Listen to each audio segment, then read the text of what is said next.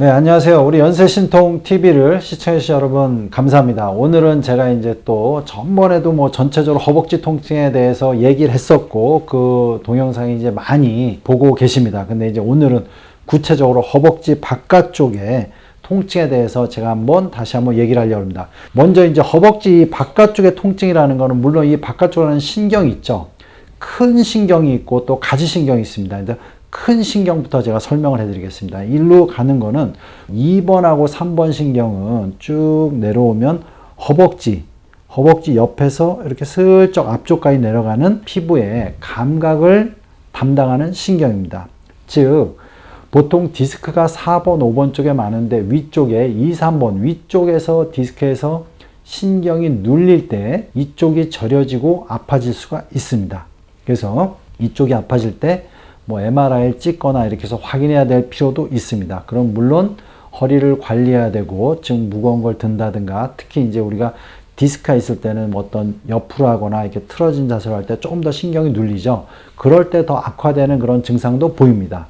그러면 너무 심하다면 이런 경우는 디스크 치료로 올라가야 됩니다. 그래서 이제 그 부분은 제가 좀 따로 이제 얘기를 해야 될 것 같고요.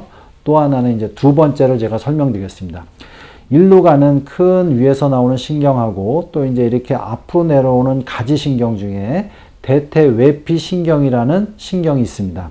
이 신경은 이렇게 보면 우리가 이제 여기 이 부위를 서해부라 그러죠. 서해부는 서해부 인대가 있습니다. 서해인대.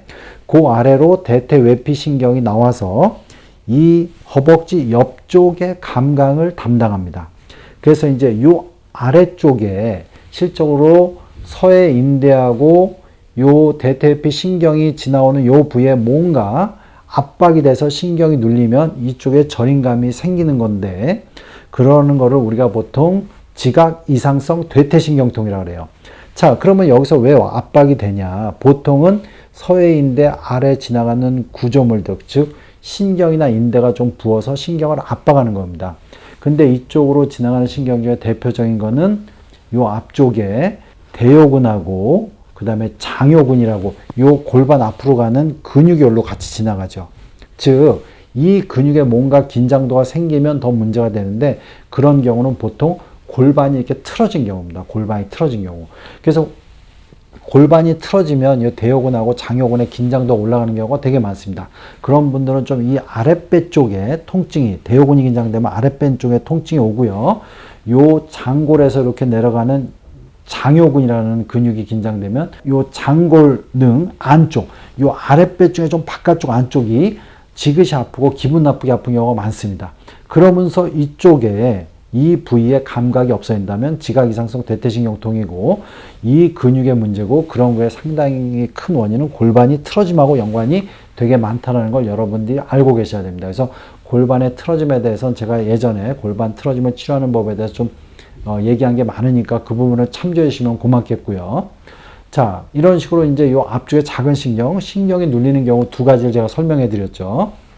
또 하나는 이 옆쪽에 구조물을 보면 요 앞쪽에 대퇴근막장근이라는 근육이 있습니다.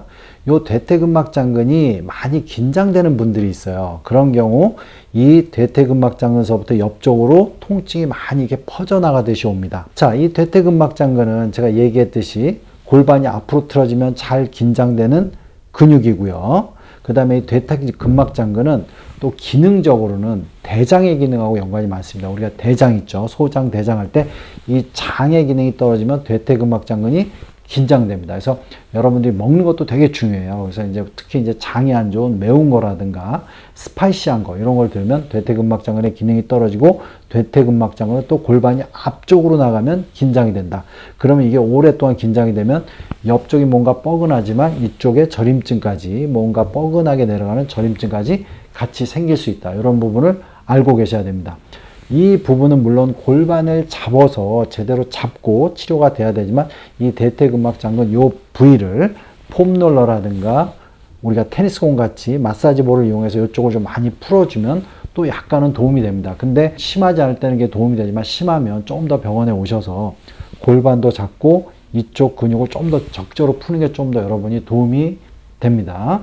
자, 그리고 제가 이제 마지막으로 좀 말씀드릴 거는 뭐냐면 이 옆쪽 구조물 중에 쭉 내려가 있는 인대가 하나 있습니다. 이걸 장경인대라 그래요. 장경인대. 이 장경인대는 무릎 옆쪽으로 해서 비골까지 가는데 실제로 위로 올라가면 대둔근하고 이렇게 연결이 돼서 근막으로 이어져서 장경인대가 내려갑니다.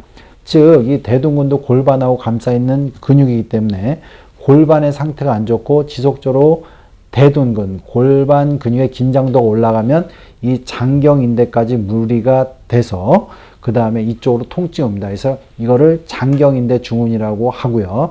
보통 그러면 뭐 딴 병원에서는 이제 이 장경인대만을 많이 치료하는 경우가 많은데 이렇게 오는 원인의 상당수는 골반의 문제 그리고 대둔근의 문제랑 같이 연결되어 있다는 거죠. 그래서 이제 이 골반하고 대둔근의 문제는 뭐 제가 이제 골반에서 많이 얘기했듯이 거기서 좀 풀어야 되는 부분도 있고 대둔근이 또 약해지는 거는 오래 앉아 있는 거기 때문에 오래 앉아 있는 거를 또 좀 삼가하셔야 됩니다. 그래서 이제 오래 앉는 걸 삼가했고 지속적으로 대둔근 강화 운동, 물론 대둔근 강화 운동이 스쿼트인데 스쿼트도 약해진 상태에서 하면 오히려 무리가 됩니다. 그래서 여러분들이 단계적으로 또 해야 되는 게 되게 중요합니다. 그래서 지금같이 제가 네 가지 원인에 대해 설명드렸는데 이런 부분을 좀 이해하시고 내가 좀 이런 부분이 어떤 허리의 문제일지 골반의 틀어짐일지 근육에 어떤 문제가 온 건지 이런 부분을 잘 확인해서 여러분들이 좀 더 대처하면 이런 통증을 빨리 해결할 수 있겠습니다.